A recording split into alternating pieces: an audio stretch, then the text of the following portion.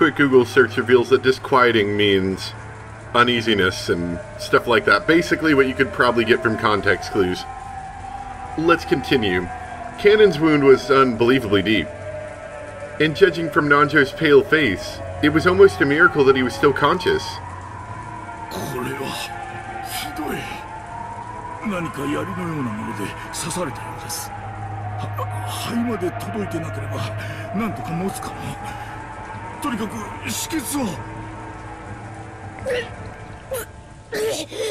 That isn't the sound that someone makes when you're going to be able to do something with no medical equipment.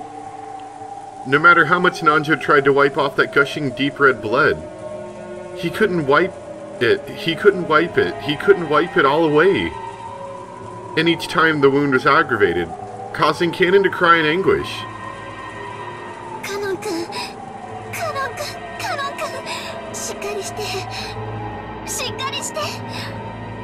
Nanjo sensei, kae no taoru desu. Nante mugoi. Yodai wa dou desu ka? Honne o iu to, ikite iru no ga shinjiraren fukade da. Sasare dokoro ga koumun datta no kamoshire. Daga shukketsu ga hidosugiru. Yuketsu ga hitsuyou da ga, asu made muri da. Cannon, would you mind hanging out until about tomorrow? It's gonna take us a bit to get this.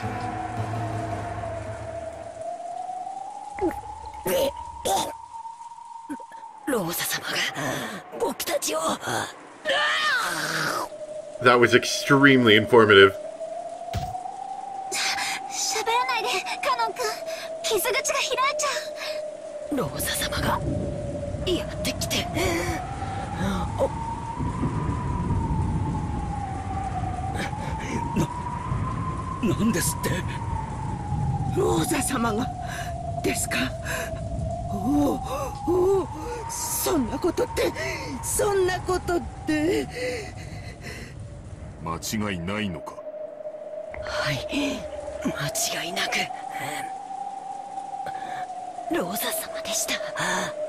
This is a little confusing.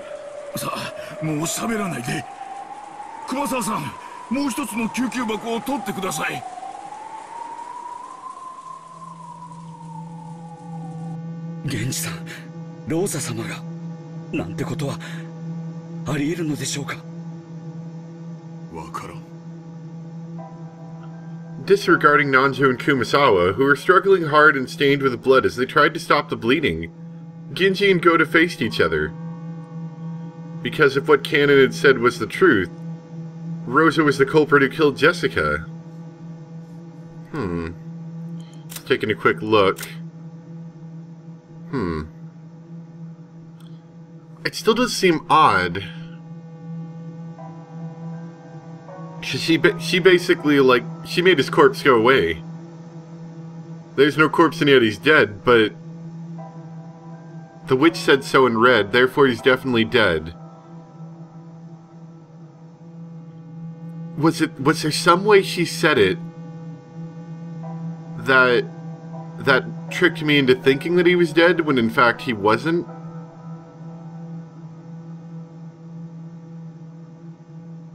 Well, that's confusing. My other thought is, what if this really isn't canon? What if it's the witch somehow pretending to be canon? Which would kind of fit in line with the whole him trying to blame Rosa here. This is definitely interesting.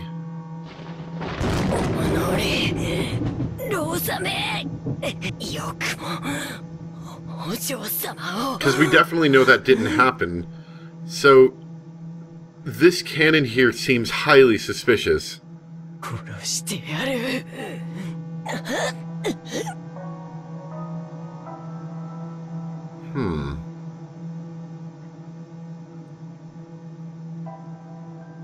And this just, I mean, I get that Cannon liked Jessica, you know, I got it, but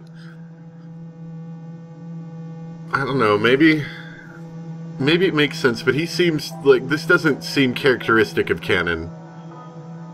But maybe it is just because it's Jessica. I don't know. Cannon screamed even more hatefully.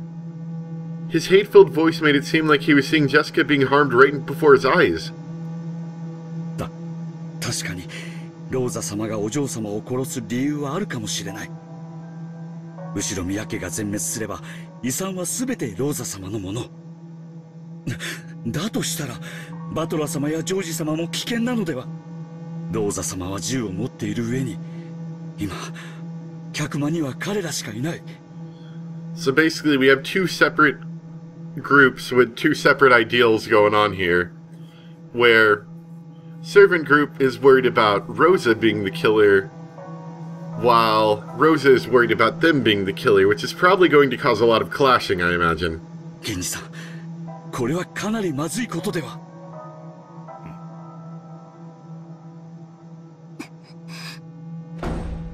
Shannon suddenly ran out into the corridor. Her expression was complex and tragic, as though she didn't know what to believe. Shannon ran. To where? The inside of the mansion had been scrupulously cleaned, so it probably wouldn't be easy to find. She might find it if she searched in the rose garden, but she would probably lose it all in this wind and rain.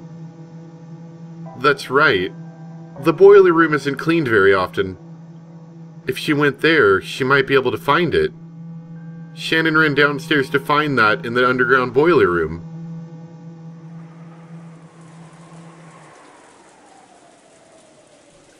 Did some medicine take effect at the brink of death? Or had Cannon finally stopped feeling even pain? For the time being, Cannon had at least gotten over his painful gasping. Nanjo apparently didn't think of this as that great of a trend. It didn't let his eyes off Cannon for a second. Kumasawa firmly gripped Cannon's hand, and kept encouraging him so that the willpower keeping him alive didn't fall asleep. Genji and Goda seemed bewildered at the truth that Cannon had risked his life to deliver. ローザ様の銃は確か4発か5発の弾が込められたはずだ。決して少ない数ではないですね。でもあの銃は弾の装填に結構な慣れが必要だったはず。一発目は撃たせてしまうかもしれませんが、みんなで襲いかかれば次を撃たせずに銃を奪い取れるかも。この島には医者はいても薬はなく、病院もない。撃たれどころが悪ければ死ぬぞ。それは分かっていますが、それより早く行動を起こさないとまた次の事件が起こる可能性も。私たちはローザ様にうまく追い出された気がします。今頃ジョージ様やバトラ様が殺されている可能性も。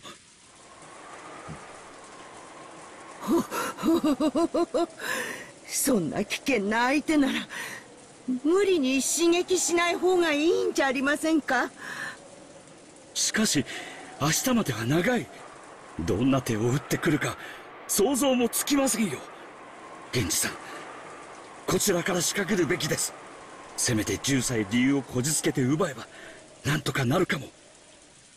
弾は4、5発じゃありませんか。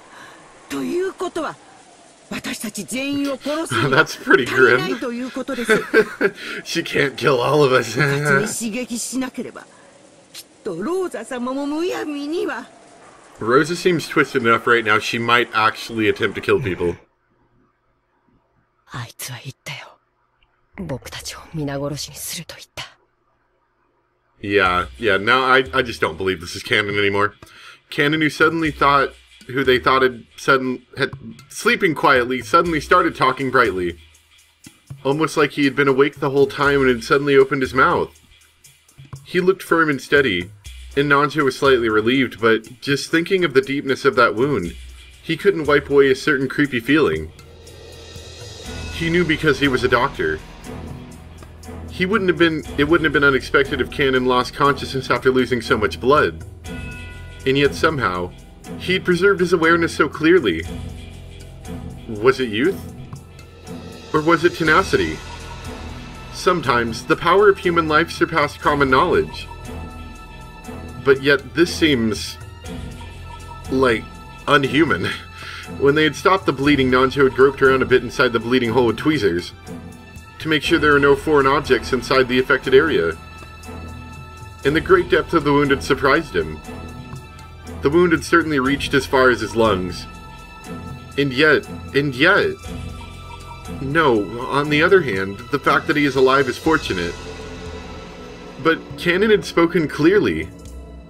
He'd hatefully said that the one named Rosa had created this wound, and was repeating curses and enraged words.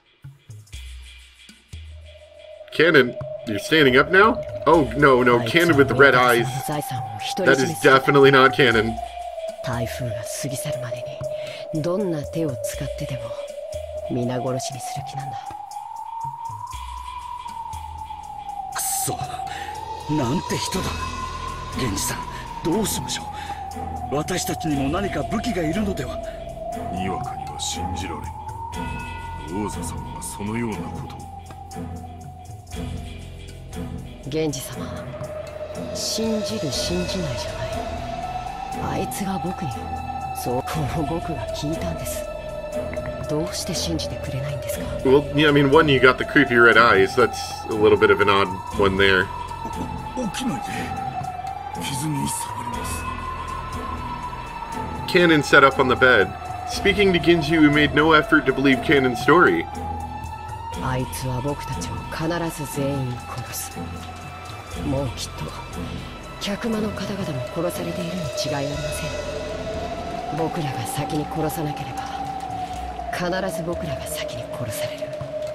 僕が先に殺されたようにみんなも先に殺される。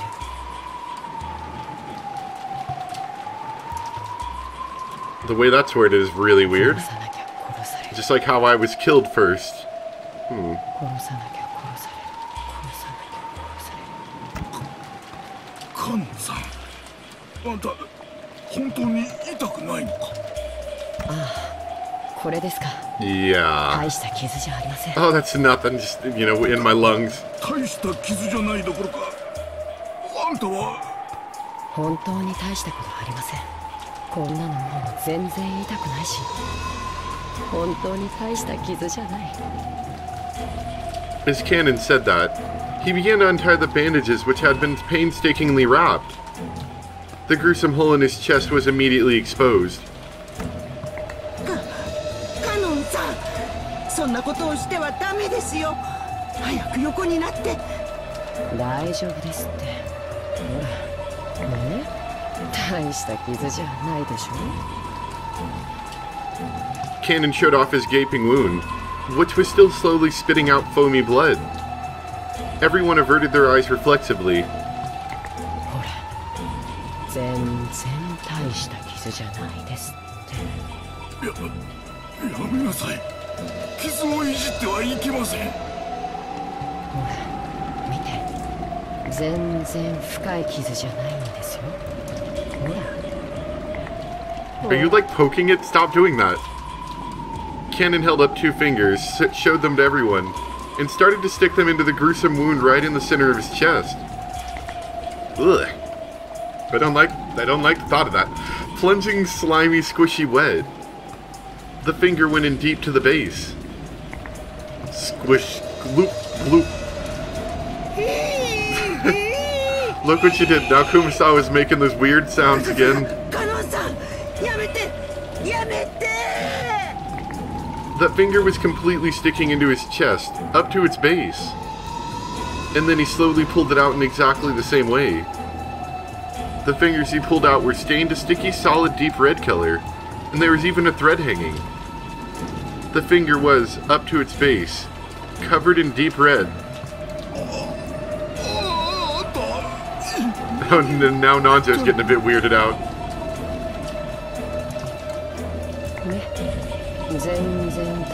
Well, I guess you're right, Canon. I mean, if you can do all that, it must not be a serious wound. Good lord, this music's loud.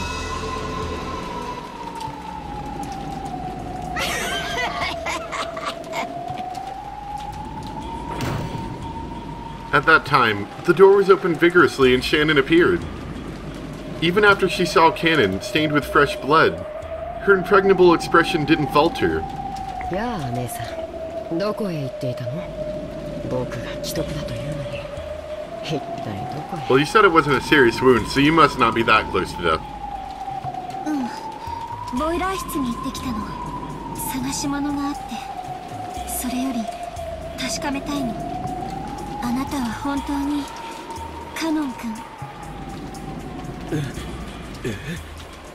Well, is anyone else thinking, like, is anyone else surprised at this point that that isn't Canon-kun? Or yeah. He was only natural. Everyone believed he was canon. I don't know how you could at this point. He's gone, like, way off the deep end. Like, he went from being slightly spooky to being, like, really weird. So they couldn't understand the meaning of Shannon's question. When they looked, they noticed that Shannon was holding a handkerchief in her hand. It was filthy, and looked like it had wiped up some trash or dust. And while holding that, she approached Canon, drew closer to his feet.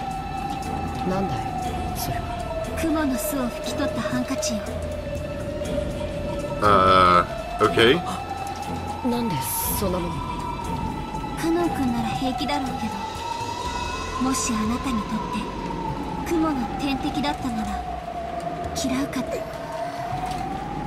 What? やだな。僕がどうして雲を嫌うの？ごめん、試すね。シャノンさん。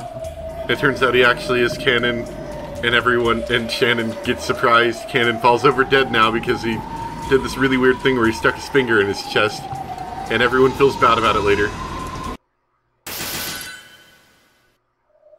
When Shannon brought the handkerchief close to Canon's thigh, something happened in an instant. It happened all at once. The human eye couldn't have followed it. Canon jumped like a wild goat, fleeing from the thing Shannon was holding. Then, from his arm, some kind of afterglow flashed purple and drew a locus. That arc, which drew 3 beautiful purple loci, traced across the throats of Nanjo and Kumasawa, who had been tending to him.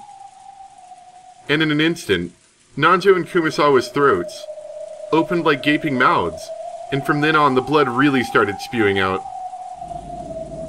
The 3rd purple locus should have traced across Shannon's throat, but Shannon wasn't there, because Genji, who had been behind her, had wrapped his own arm around Shannon's neck and pulled her back. This all happened in an instant. In the instant Gota tried to think fast in an attempt to understand the scene, that frozen moment in time shattered. Blood was spewing forcefully from Nanjo and Kumasawa's necks, which had been torn open. Canon jumped and kicked off a picture frame that had been hanging from the wall behind him, springing forward like a cat, and aiming for Shannon's throat again. But Canon's target once again disappeared from in front of him, because Genji had pulled Shannon again, and the 2 of them had fallen onto the ground as though hiding. Oh, Canon, it's nice to know your true colors shine.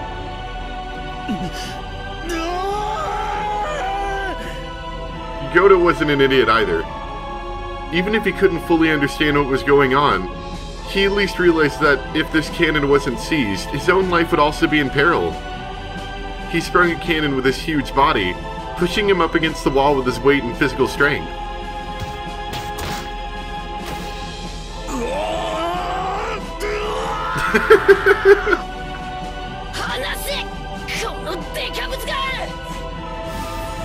Another purple locust was drawn from the tip of the fingers on Cannon's right hand. And when he raised that hand like a sword, aiming for Gota's back, there was a loud thunk, because Cannon's raised hand had been pinned in the wall. He couldn't tear his palm away from the wall. Sticking out from it was the knife Genji had thrown. Nice, Genji.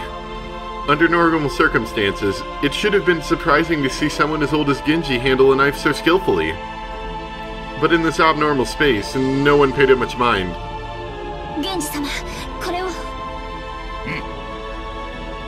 Genji took the handkerchief with the spiderweb stuck to it from Shannon. Oh, it's good we had this handkerchief and spiderweb sitting around here just in case I needed it. And he approached Cannon, who was pinned to the wall by Gota's massive body and the knife.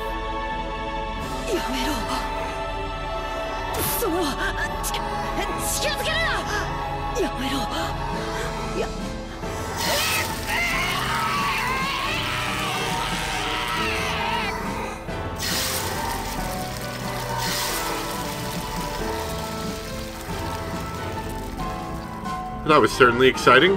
We're down 2 more party members, unfortunately. When Genji pushed the handkerchief up to Cannon's face, there was a sound just like the one you hear when you set meat on a red-hot iron plate. Of course, the smell was the same too. Delicious. And as he burned and inflamed, festering in filthy red and black, and cried out his death throes, Cannon's body burst open and scattered. Then we had a barbecue, and it was delicious. It was almost as though a balloon filled with gold leaf had popped. The entire servant room was completely buried under a storm of gold leaf. No, a group of gold butterflies.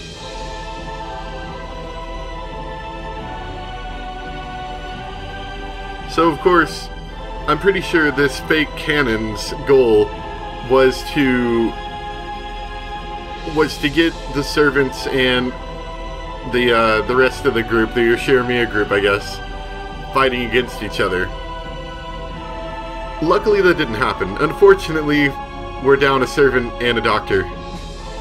These butterflies began to softly fade into nothingness, as though as though the air itself was evaporating. And afterwards, all that was left was the three of them sitting on their butts stained with blood. However, not everyone was just stained with blood. Some of them were lying in the ground, vomiting blood themselves. Yeah, this isn't gonna work out too well. A slit so sharp that it looked like it could cut your fingers if you touched it open wide, causing large amounts of blood to keep pouring out.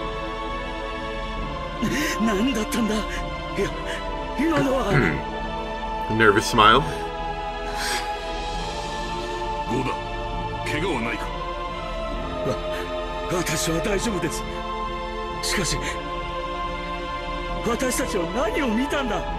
Spookiness. Magic.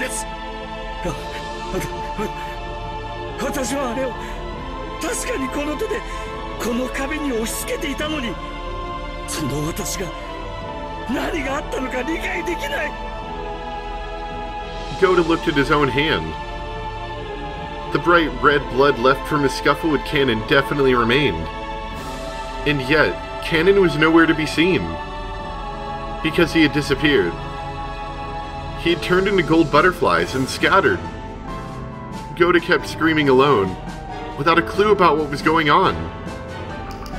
Shannon sobbed in front of Nanjo and Kumasawa's remains, as Genji watched over her, silent as always. What a tragic scene. This, well, I thought Cannon was spooky, but I didn't quite imagine that Kumasawa and Nanjo were just about to be destroyed right there. That was pretty brutal. And we should read up on the description for both Nanjo and Kumasawa, shouldn't we? See if the witch has left us any other interesting bits of information. Let's see. Died in the servant room, her throat sliced open by a sharp blade or something similar. The finishing touches are yet to come. Same thing. However, this alone isn't enough. Enough for what? Like, killing more people? Of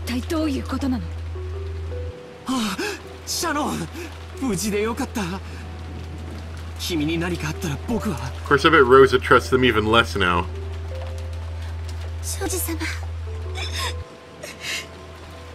George-kun, 少し静かにして。あなたたちの目の前で殺人が行われたんでしょ。犯人を見たの？見ないの？それがその、なんと説明すればいいのか。Didn't this music play last time, like, towards the end of the game? When everything was basically going down for the final time? With the last remaining players? Genji-san. 私たち見たものをうまく説明できません。 I think it was. 確かにそれは私たちの目の前で起こりました。私の目の前にいた。だけれど、あれは何だったんだ。私にもわからないんです。Goda, you're so excited. Oh, and Rose is not going to take that well. ゆうべから所在不明の魔女ベアトリーチェか。行方不明になっているカノン君かのどちらかしかありえない。Yeah, Cannon's dead. 男か女か。 それだけでも答えられるでしょう。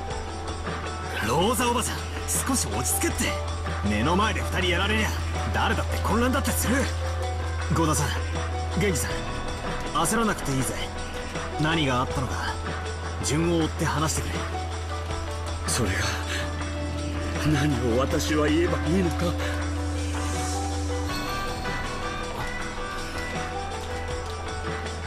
Dr. Nanjo and Kumasawa-san had been killed. We understood that much. And it seemed that it had occurred in front of these people's eyes. But even so, they spoke awkwardly. They admitted that they had definitely seen the crime with their own eyes. But when asked to explain what they had seen, their mouths went suddenly shut. I could understand why Aunt Rosa was irritated and flaring up. 君は見たのか、南條先生が襲われるところ。はい。僕に教えて、分かることだけでもいい。一体何があったのか。勝手口に来たんです。そうです。勝手口に誰かがやってきたんです。そして誰だろうと私は扉を開けました。勝手口に誰？それは誰？最後まで言わせてやれ。それからそいつは血まみれで大怪我をしていました。私たちは使用人室に運び、すぐに南條先生が手当てをしました。だけれど、だからそれは誰のことなの？わからないんです。確かに最初はそうだと思っていました。いや、今でもそうだと思ってるんです。でもあれは一体わからない。わからない。 It's really interesting watching Goda freak out, because we didn't get any of that last time since he was one of the first people killed. Let's see, in a manner that didn't match his large body, Goda held his head and scratched at it. I didn't have a clue whether he was confused because he couldn't remember, or whether he was confused because he had seen something terrifying and couldn't accept it. And Shannon looked the same way. If she'd let her guard down, what she had just seen a short while ago would quickly melt away like a daydream, and she wouldn't be able to remember what she saw. That's what she looked like. Only Genji looked composed as usual, so the questions were naturally focused on Genji. However, even Genji took quite some time before he opened his mouth and had to gather his thoughts. Genji-san, あなたは見たんでしょう。勝手口に来たのは誰？はじめ、私たちはその人物がカノンであると信じました。ほら、やっぱり生きていたでしょ。私の推理は正しかった。Rosa, why don't you just chill out for like 3 seconds here? 後にその認識は変わるってこと？はい。その後に起こったことは口では説明できません。南條先生と熊沢を殺し、そして姿を消しました。その時、彼は間違いなくカノンではありませんでした。そうなんです。源氏さんの言う通りなんですよ。口ではとても説明できない。Of course, this seems highly suspicious on the servant's part. 君も同じ意見なのかい？はい、私も同じことしか申し上げられません。If we interpreted what they're saying favorably, it meant that Aunt Rose's conclusion had been correct from the beginning.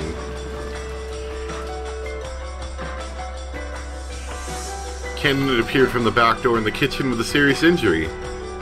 Then he'd been taken to the servant room and cared for. Then something terrifying had happened. Since these people couldn't imagine that Cannon-kun could have pulled it off, they started to suspect whether that had really been Cannon-kun.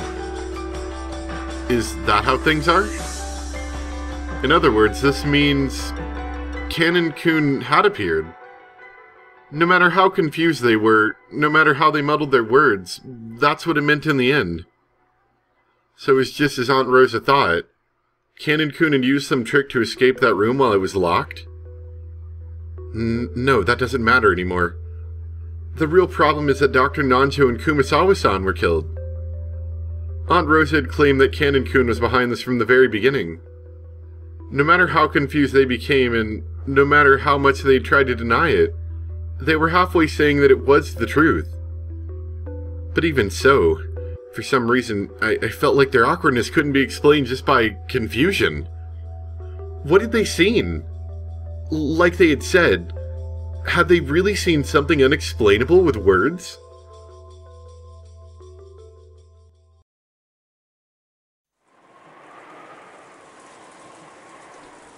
An interesting one. Definitely, from our point of view, we see that that definitely wasn't canon. It was either Beatrice or one of her demons that backed her up. Though, you know, from Rose's point of view, that probably doesn't seem highly likely. That kind of just strengthens Rose's point of view even more, and I bet honestly even the kids are feeling that she has to be, at least, if not right, they have to be suspicious as well. Anyway, I hope you guys enjoyed today's extra long episode of Umineko. It was a fun one. And maybe next time we'll delve into more of this Rosa stuff, because she definitely seems to be handling this, honestly, worse than Eva. Like, Eva was a little bit off, but at the very least, Eva seemed to have a clear head about most of this. Not Eva, sorry, Natsui. Natsui seemed to have a clear head about most of this. Even though she was, you know, a little bit kind of insane, she at the end of it all, I think she really did trust most of the people involved that were still alive. While honestly Rosa isn't trusting anyone. Like Rosa doesn't trust anyone but Maria, and honestly I wouldn't trust Maria at this point. Spooky. Anyway, I hope you guys enjoyed, and I'll see you next time for more Umineko. Bye!